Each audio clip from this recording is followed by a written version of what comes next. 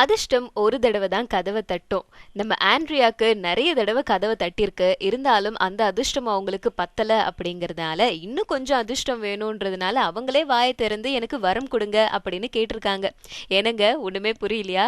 நம்ம நடிகை ஆண்ட்ரியா பச்சை கிளி முத்துச்சரம் படம் மூலமா அறிமுகமானவங்க.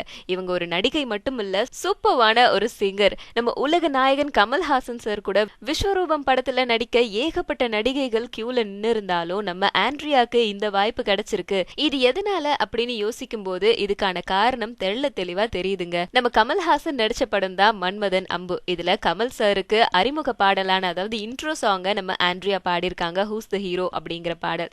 இந்த பாடலை கேட்டு கமல் சார் அப்பவே பயங்கரமா பாராட்டியிருக்காங்க. இந்த பாட்டை பாடினது யாரு, ரொம்ப அருமையா இருக்கு, சூப்பரா இருக்கு அப்படின்னு அப்பவே பாராட்டியிருக்காரு. இது கூட ஒரு காரணமா இருக்கும் விஸ்வரூபம் படத்துல ஆண்ட்ரியா நடிக்கிறதுக்கு அப்படின்னு எல்லாருடைய கருத்து. ஸோ இப்போ இவங்களுக்கு என்ன ஆசை வந்திருக்கு அப்படின்னு பார்க்க போனா, நம்ம விஜய் நடிக்கிற படம் துப்பாக்கி. இந்த படத்துல ஒரு பாடல் பாடுறதுக்காக ஆண்ட்ரியாவை கூப்பிட்டுருக்காங்க. அவங்களும் ஒரு பாடலை அழகா பாடி கொடுத்துட்டு வந்திருக்காங்க.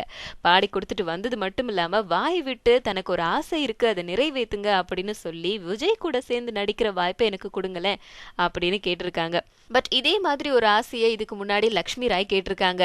எனக்கு விஜய்னா ரொம்ப பிடிக்கும், விஜய் கூட நடிக்கிற வாய்ப்பு எனக்கு கொடுங்க அப்படின்னு சொல்லிட்டு அந்த நேரத்துல லக்ஷ்மி ராய்க்கு எதிர்த்தரப்புல இருந்து ஒரு வாக்கு வந்திருக்கு.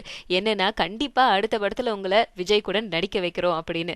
பட் ஆண்ட்ரியாக்கு அந்த மாதிரி ஒரு வாக்கு கிடைச்சதா இல்லையா அப்படின்னு பார்த்தா கிடைக்கல அப்படின்னு தான் சொல்லலாம். இருந்தாலும் ஆண்ட்ரியாவோட இந்த ஆசை நிறைவேறுமா நிறைவேறாதா அப்படிங்கிறது ஃபியூச்சர்ல விஜய் கூட இவங்க சேர்ந்து நடிச்சாங்க அப்படின்னா நமக்கே தெரிஞ்சிரும் இவங்களுடைய ஆசை நிறைவேறிடுச்சு அப்படின்னு.